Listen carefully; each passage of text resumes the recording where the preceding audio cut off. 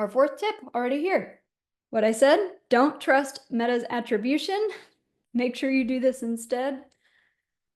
Set up your own tracking. The attribution word is a holy war for marketers. We love to talk about last touch attribution and how we measure attribution across everywhere.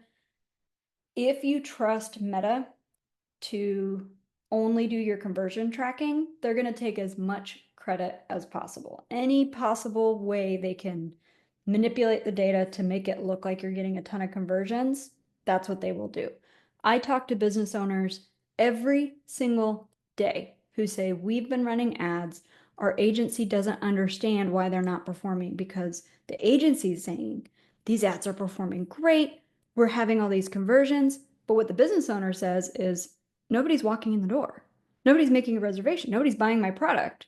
Where's the disconnect? The disconnect is that the agencies tend to trust Meta's attribution. You need to vet it against your own internal tracking. This is really important. If you're working with an agency or somebody running ads and they have not asked about your CRM data or your customer data, that is a red flag. You need to make sure that they are thinking through the full funnel. It does not matter if you have an ad that is performing incredibly. It could have the best click-through rate in the game. It could have a really low, cost per conversion. But if they're not real conversions, it does not matter. Every business owner knows what matters is money coming in the door. That's what you need to be focused on. So make sure you verify all of the data that Meta is telling you with your own internal tracking. There is another level to this where you can install server to server tracking. So Meta does have an API integration where they say, okay, you can integrate it with your data or with your CRM.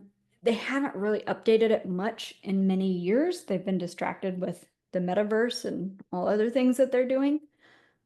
So there are other tools that you can use to do this server to server tracking that will make it a lot more valuable and a lot more accurate. I don't recommend doing this unless your spend is probably 50K or more or a month, or if you're an e-com business and it's just really important that you have this really accurate tracking. But even if you're not at this level, make sure that you are verifying the information that Meta is telling you, because they love to take credit. Every ad platform does.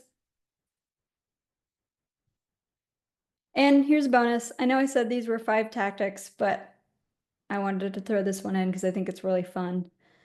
There is one word that gets health and wellness ads disapproved.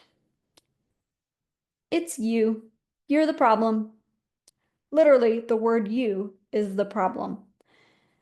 When you use you in ad copy under the personal attributes policy, it's really likely to get disapproved.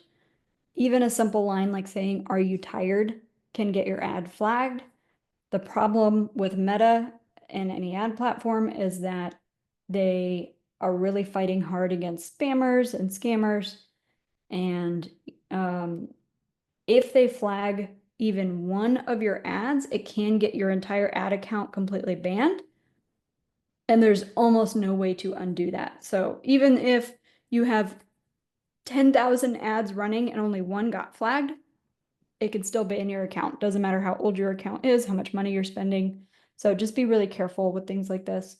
But this is a pretty simple fix. Just avoid the word you. So instead of saying, "Are you tired?" just say, "Hey, are you feeling," or sorry, "Are you feeling drained?" Low energy, things like that. Just avoid the word you. That's a bonus tip.